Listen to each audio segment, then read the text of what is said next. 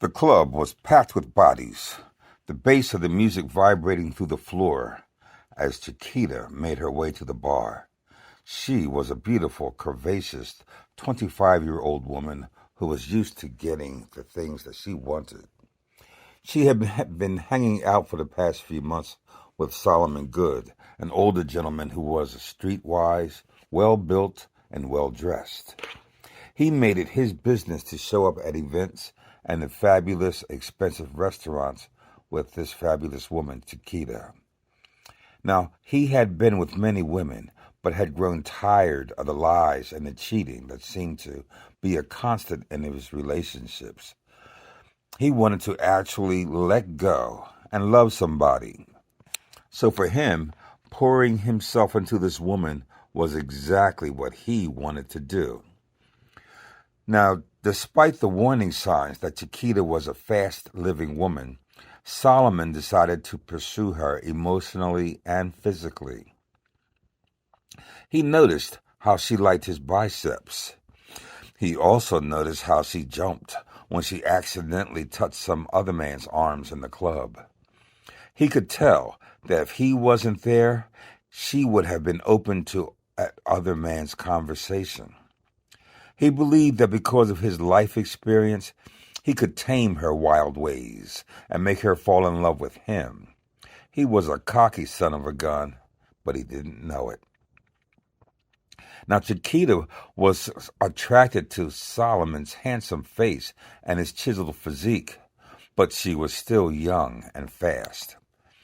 She enjoyed the attention he was giving her, but she was jealous of all the attention the other women in the club scene gave him. She believed he was cheating on her, and she decided that if she accepted some attention, it would make her feel better. There's that red pill trauma land mentality showing up. One night, while Solomon was at the bar getting drinks, Chiquita met Marcus, somebody that Solomon knew socially. Marcus was still relatively new to this fast scene. He had natural alpha qualities, but he didn't realize their attractive value. Chiquita, she could almost smell his masculinity. He had broad shoulders, a great smile, and he moved gracefully. She was immediately drawn to him, and when their eyes locked, it was on. They both felt the attraction. She didn't resist the temptation. Her tainted psychology told her to go on the defensive and protect herself by doing her own cheating. And so she happily cheated on Solomon with Marcus, over and over. The reality was that Solomon never cheated on her. This was textbook Street Life 101. You don't wife no woman from the streets. They fight too dirty and they will shame you. Now, if her going straight was more your idea than her idea, some would say it's just a matter of time before she pulls some street moves on you. Everybody knew that in the club scene, you don't fall in love. If you do, you may become the hunter who got captured by the gang. Chiquita now had a side guy and was cheating on Solomon regularly, but he didn't know it. As she became more distant, Solomon began to notice a change in her attitude. His street sense told him that something was off, but he couldn't put his finger on it. Solomon's heart was bent out of shape when he found out the truth. He realized that he had been used and that Chiquita had never truly loved him. Or if she did, she didn't know how to live a loving life. He swore that he would never fall in love again and left his heart in that dark space, vowing to never let go, to never let himself be vulnerable like that again. This is the end of part 1. In part 2, we're going to talk about Solomon and how the Red Pill Alpha lost control of his thoughts and emotions. You may even empathize with him and his misery when he realizes that he knew better. We will talk about how he felt guilty that his woman had cheated repeatedly, and how he finally woke up and realized that something was really wrong if she is the cheater, but he feels guilty. He could have avoided this public butchering, but he had taken a chance anyway. I hope you got benefit from this video so far. Please like and subscribe. I'll see you on part 2.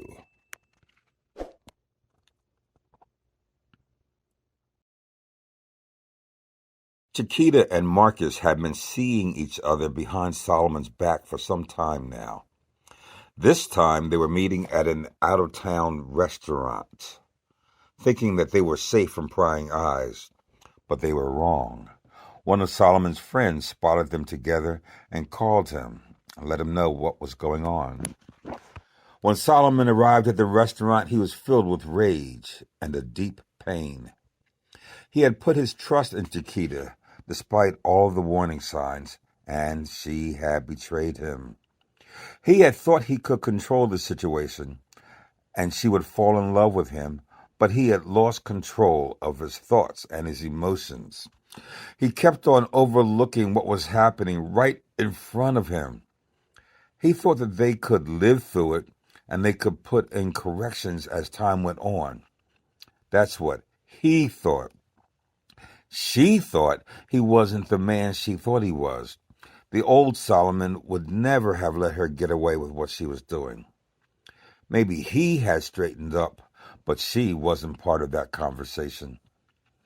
When Solomon arrived at the restaurant and saw Chiquita and with Marcus, he felt like his world had come crashing down around him.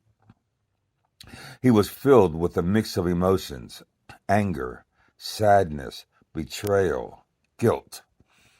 He knew better than to trust someone like Chiquita, but he had made that choice anyway.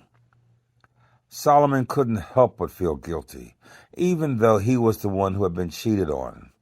He felt like he had let himself down by not seeing the signs and allowing himself to fall for someone who didn't and couldn't feel the same way about him. As Solomon walked away from the restaurant, feeling embarrassed and humiliated, he couldn't help but wonder what he could have done differently to avoid the public butchering that Lady Love had laid on him. Love is risky. He had let himself be vulnerable, and he was paying the price for it. Solomon realized that he needed to take better care of himself and to protect his heart from people like Chiquita. He knew that he had made a mistake in trusting her, but he also knew that he could learn from his experience and come out stronger on the other side. Solomon had always prided himself on being in control of his thoughts and emotions, but when he found out Chiquita had been cheating on him, he felt like he was losing his mind. He couldn't believe that he had been so foolish as to think that he could control the situation and make Chiquita love him. He had been drawn to her beauty, her curves, and her streetwife charm, and her youth. He had ignored the warning sign that she wasn't ready for a serious relationship. As he thought about the situation, he realized that he was blaming himself for Chiquita's cheating. He felt like he had let her down by not being enough for her, even though she had been the one who had betrayed his trust. But then he remembered something he had learned in Street Life 101, and that is, you can't wife a woman from the streets. Chiquita was used to the fast life, the attention from men, and the thrill of the chase. She would get bored or mad at something and then go sleep with someone. What used to keep her in line was the threat of all the women who would take her man away if she messed up. But since he straightened up, he wasn't fun in the same way. And unless it was her idea to straighten up her life, she would never really leave that lifestyle. It wasn't her idea, and she didn't leave the lifestyle. Solomon knew that he needed to accept this reality and move on from Chiquita. He couldn't control her actions or make her love him, no matter how much he tried. He had to focus on taking care of himself and finding someone who was truly ready for a serious relationship.